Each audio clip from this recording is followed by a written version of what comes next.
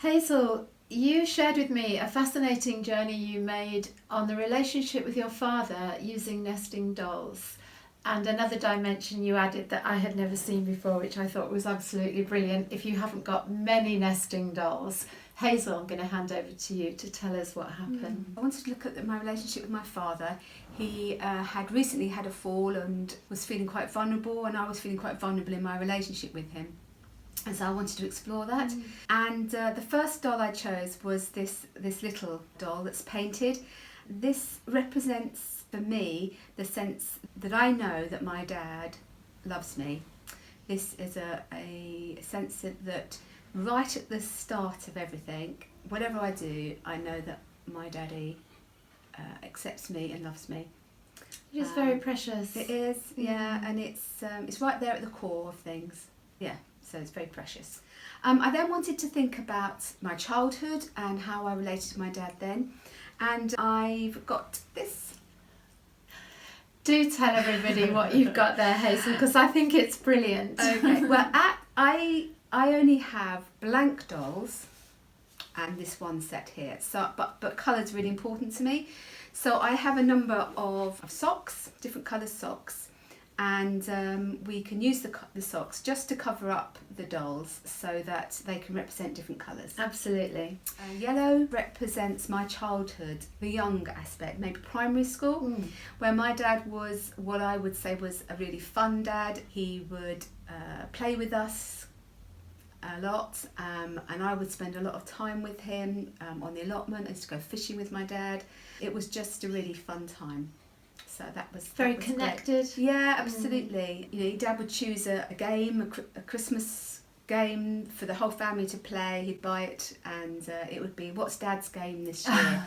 And we'd unwrap a traditional thing, and we would unwrap it, and we'd all play it together. We were really into board games and just playing together. A lot of fun, a lot of laughter, and a closeness. I was close to my dad. But then we went into secondary school age, and I don't know, I just felt there was some distance between us. It might have been that Dad was away at work quite a bit, but it felt quite a bland relationship, a distant relationship, and there was a sense in which you get on with it. You know what we think of you, we know what's right and wrong, you just get on with it. So you're more of a teenager now? Yes, yeah. Secondary school age. Secondary school. So 11 to 18, that sort of age. And maybe it was me distancing myself from Dad. It's interesting, isn't it, thinking back, you know, who moved first. Who made the first move, You know, but that quite. sense of whether I don't need them or they felt that you shouldn't need us. But something was coming through. There was a sense in which you do it yourself. Okay. The next one I've chosen is for my wedding day. And just that, a number of days, I suppose, going through, but one that I really remember, a day of that's my girl, and real sense of pride and joy. Yeah, reminder again of, you know, that same motif. The here. core love. The core love, that absolutely. You saw again. Yeah. Yeah. And I know it was there all the way through. I know that was there, but there are some times it shows more. Shows more. And that was definitely a day that stands out. It sounds like a day you treasure. Yeah. Yeah, you look back on the pictures and you think, yeah, that was a special day. And then in my 20s, I've gone to this dark blue colour, and this was a difficult time for me. I had a period of depression. A part of the time we weren't in the country, we moved to America for a couple of years, and quite a lot of distance from my family. If I really needed them, they were there, but the day in, day out support wasn't there. It was definitely, you're on your own, get on with it. That message again, you're on your own, get on with it. Just a bit about being an adult and about being grown up. And you're grown up, therefore you need to get on with it. Okay, even though it sounds like it was a depressed time, a difficult time? Yeah, just not quite sure where I was going with life, not quite sure what I was doing. My husband Andy was working hard, and that's what I would expect, because my dad was away working hard too. And so it was okay, but you were on your own then. Yeah. So that theme is coming through, isn't it? Being on your own. Yeah. And get on with it. Get on with it. Yeah. I guess the next big shift in our relationship is the loss of Mum. I've chosen this blue, just to represent that grief of losing mum. But it created a real shift in my relationship with Dad too. With your dad? Yeah, which is actually, although through the grief, we actually came to a much deeper and more bonded time together. So I've actually gone back to this one because, now if I call, it's not, if I get Dad answering the phone, he would always say, I'll get your mum for you.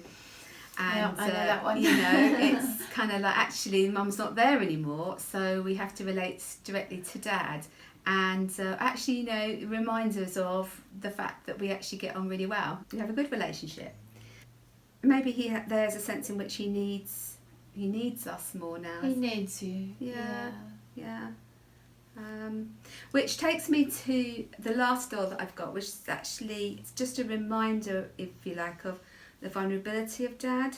In some ways, that this represents me and that represents him, and a sense of a shift of adult, a shift of responsibility, or a shift of a sense of, we're taking care of him, looking out for him now, and making sure that he's okay. I mean, he's not to the point where he can't make his own decisions as such, but actually he's vulnerability, and he can't, he can't necessarily be on his own all the time now.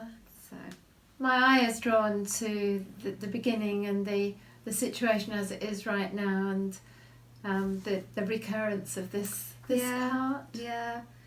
And see, I would say that this sense that he loves me has gone all the way through. Yeah.